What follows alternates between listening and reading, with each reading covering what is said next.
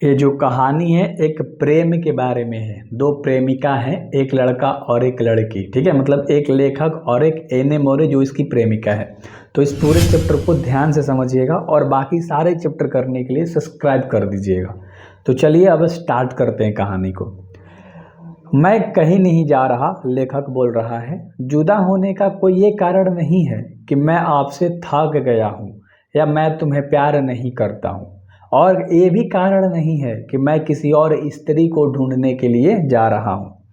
लेकिन यह एक सच्चाई है कि जब एक दिन हम लोग मर जाएंगे तो हम लोग बिछड़ जाएंगे। यानी लेखक अपनी प्रेमिका से ये बातें सारी कह रहा है।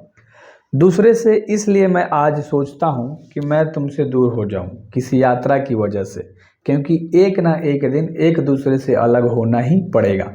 लेखक ध्यान से समझिएगा, लेखक अभी कहीं यात्रा पर जाना चाहता है अपनी प्रेमिका से दूर होकर, है ना। वो बाद में आ जाएगा, लेकिन प्रेमिका जाने नहीं दे रही है। तो उसे समझा रहा है कि हम लोग मर जाएंगे तो भाई साहब, हम लोग मर जाएंगे तो एक दूसरे से बिछड़ जाएंगे, तो क्यों ना अभी किसी यात्रा के दौरान हम अलग हो जाएं। अब अगला स्टैंजा में, अगला पैराग्राफ में लेखक समझाता है, आज सूरज डूब गया है, वह यहाँ से चला गया है और अगले दिन वह फिर से आ जाएगा, फिर से उग जाएगा। वह कहते हैं कि सूर्य में तो कोई इच्छा नहीं है किसी के लिए, किसी से प्यार नहीं करना, सोचने की शक्ति भी नहीं है। वह जो रास्ता चलता है वह छोटा भी नहीं है, फिर भी वह हर रोज उग आता है और शाम को डूब जाता है। सुबह फिर से उग आता है और वैसे ही फिर डूब जाता है। तो तुम डरो मत, मैं भी अपनी यात्रा को पूरा करके आ जाऊंगा। मेरी रफ्तार सूर्य से तेज होगी और मैं आपसे प्यार करता हूँ, तो मेरे पास एक वजह है यात्रा को पूरा करके आने का। अब अगला पैराग्राफ है, आदमी की जो ताकत है वो कितनी कमजोर है। समय के सामने ना बीते हुए वक्त को वापस ला सकता है और ना ही एक दो घंटे अपने जीवन में ज़्यादा ऐड कर सकता है।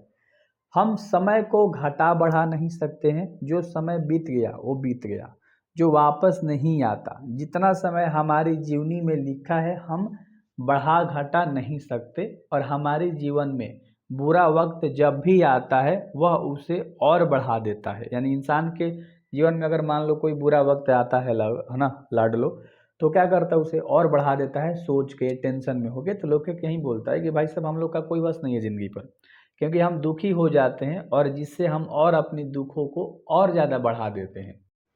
अगले पैराग्राफ में अब आते हैं। जॉन डन अपनी प्रेमिका को कहते हैं कि जब तुम लंबी आहें भरती हो, तुम अपनी हृदय में हवा नहीं भरती हो, मेरी आत्मा को लेकर चली जाती हो, मेरी आत्मा को छीन लेती हो जब तुम रोती हो। तो जब मैं तुम्हें ऐसे देखता हूँ तो मेरा खून सड़ने लगता है, मेरा जो खून है वो खौलने लगता है, सड़ने लगता है।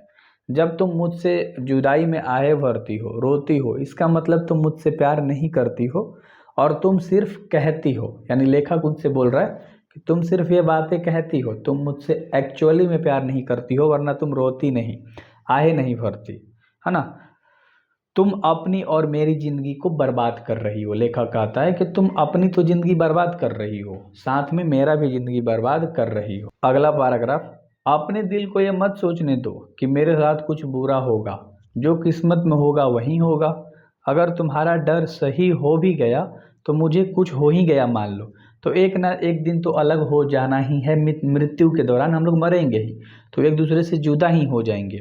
और वे लोग जो अपनी प्रेमिका को एक दूसरे के दिल में रखते हैं वो जिंदा रखते हैं। भाई साहब जो प्यार करते हैं वो एक दूसरे को दिल में रखते हैं, बिल्कुल जिंदा रखते हैं। तो ये सब बातें तुम मत सोचो, मुझे जाने दो। वो कभी भी एक दूसरे से जुदा नहीं होते हैं, क्योंकि वह एक दूसरे के दिल में रहते हैं। ये बातें लेखक समझा रहा है कि जो प्यार करता है वो एक दूसरे के दिल में रहता है, वो लोग जुदा नहीं होते हैं। तो इस तरह से वो समझाता है। फिर यहीं बस आपके चैप्टर में दिया था लाडलो। तो सारे चैप्टर सुनने के लिए डू सब्सक्राइब एंड बेहतर तरीके से सारी चीज़ें बता दूंगा। बस स्टोरी से सुनो और बाकी क्वेश्चन आंसर सब चीज़ प्लेलिस्ट में होगा, ज़रूर आके देखना।